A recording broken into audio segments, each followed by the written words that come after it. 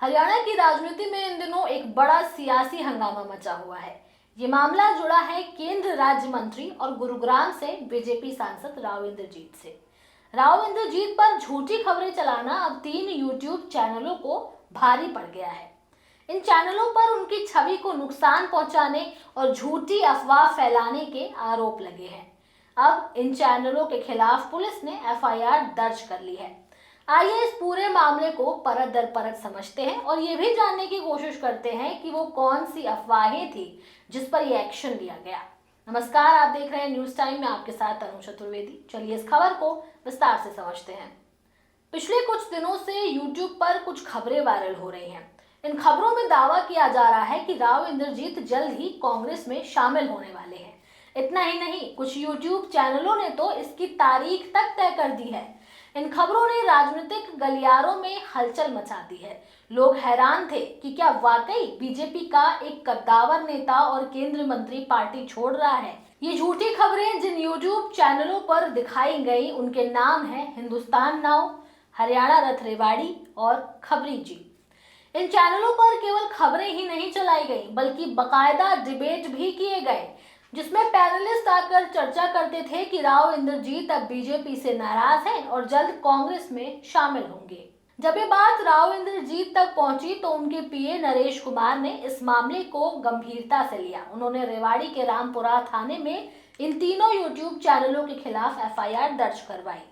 पीए का कहना था कि ये चैनल बिना किसी आधिकारिक पुष्टि के झूठी खबरें चला रहे हैं। मंत्री या उनके ऑफिस से कोई पक्ष नहीं लिया गया, जो कि पत्रकारिता के मूलभूत सिद्धांतों के खिलाफ है, और इन खबरों से मंत्री की छवि को नुकसान पहुंचाया गया।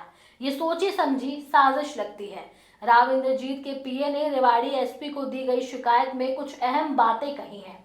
इसमें उन्होंने बताया कि 4 से 5 दिनों से लगातार झूठी खबरें चलाई जा रही हैं, जो पूरी तरह से गलत और आधारहीन है।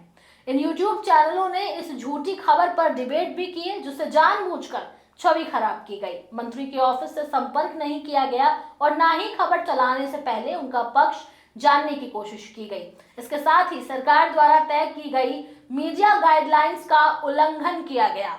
इन यूट्यूब चैनलों के खिलाफ भारतीय न्याय संहिता के 3 धाराओं के तहत केस दर्ज किया गया है। पहली धारा 353(2), जिसमें झूठी अफवाह या बयान फैलाने पर 3 साल की कैद या जुर्माना हो सकता है। अगला है धारा 356(2), जिसमें मानहानि के तहत 2 साल की कैद, जुर्माना या सामुदायिक सेवा मिल सकती है। और तीसरा है धारा 61(2), यानी आपराधिक साजिश। इसके लिए साजिश की गंभीरता के अनुसार सजा तय होती है। अब आप लोग ये सोच रहे होंगे कि राव इंद्रजीत के कांग्रेस में जाने की अटकलें कैसे तेज हुई। दरअसल राव इंद्रजीत का कांग्रेस से पुराना नाता रहा है। उन्होंने 35 साल तक कांग्रेस में राजनीति की, 4 बार विधायक और 4 बार कांग्रेस के टिकट पर सांसद भी बने।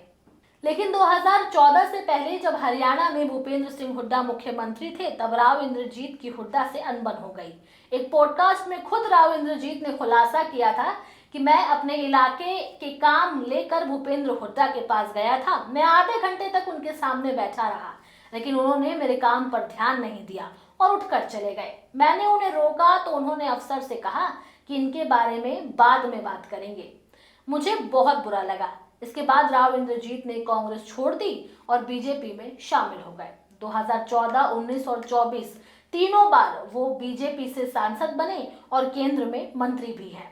इन यूट्यूब चैनलों के खिलाफ एफआईआर दर्ज हो चुकी है। आगे पुलिस जांच करेगी कि क्या सच में जानबूझकर झूठी खबरें चलाई गई, क्या ये किसी राजनीतिक साजिश का हिस्सा था या फिर इसके पीछे कोई और वजह है। यदि आरोप साबित होते हैं तो इन चैनल संचालकों को कानूनी सजा मिल सकती है, जिसमें कैद, जुर्माना या दोनों शामिल हैं। इस पूरी कहानी से एक बात साफ है, मीडिया की आजादी जरूरी है, लेकिन जिम्मेदारी भी उतनी ही जरूरी है। किसी भी खबर को बिना पुष्टि के चलाना, खासकर किसी नेता या सार्वजनिक व्यक्ति के बारे में गंभीर कानूनी अपराध हो सकता है। झूठी खबर फैलाने पर सुप्रीम कोर्ट भी आपत्ति जता चुका है। उसका कहना है कि इस तरह की मीडिया पर कोई नियंत्रण नहीं है, वो बिना किसी जिम्मेदारी के आम लोगों, जजों और संस्थानों को बदनाम करने वाली खबरें चलाती है। सुप्रीम कोर्ट ये भी कह चुका है कि सरकार को इलेक्ट्रॉनिक मीडिया के जरिए फेक न्यूज फैलाने पर नियंत्रण की व्यवस्था बनानी चाहिए। रही बात राव इंद्रजीत के केस की, तो वो अब कानून के हवाले है। देखना होगा कि आगे जांच में क्या निकलता है। बहरहाल इस खबर में इतना ही। ये खबर कैसी लगी आप हमें कमेंट सेक्शन में जरूर बताएं। हमारे चैनल न्यूज़ टाइम को सब्सक्राइब करें, लाइक करें, शेयर करना ना भूलें। नमस्कार।